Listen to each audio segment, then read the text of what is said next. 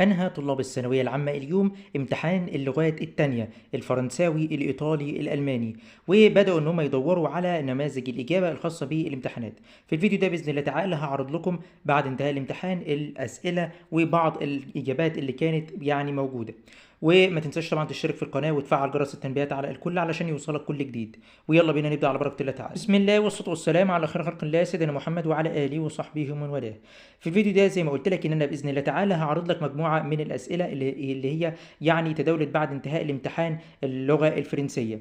لكن عايزك تطمني عليك عملت ايه في الامتحان، ويا رب تكون حليت كويس، وان شاء الله تعالى تكون ضمنت 40 درجه سهله ان شاء الله تعالى تعوض معاك في امتحان اللغه العربيه. دلوقتي بقى انا عايز اوجه لك نصيحه. دلوقتي انت كل اللي عليك تعمله ايه؟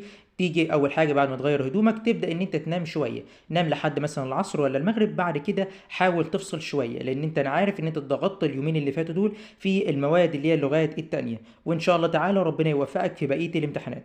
وما تنساش تشترك هنا في القناه وتفعل الجرس على الكل علشان الاشعارات الخاصه بالفيديوهات توصلك اول باول، وما تفضلش داخل طالع على القناه تشوف ايه اللي نزل وايه اللي ما نزلش. وباذن الله تعالى هبدا من دلوقتي اجهز لمراجعات المواد الجايه باذن الله تعالى.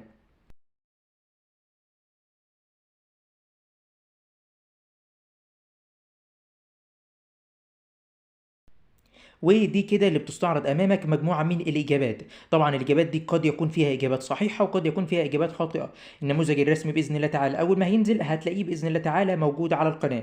وبس كده، ده كان فيديو اليوم، والسلام عليكم.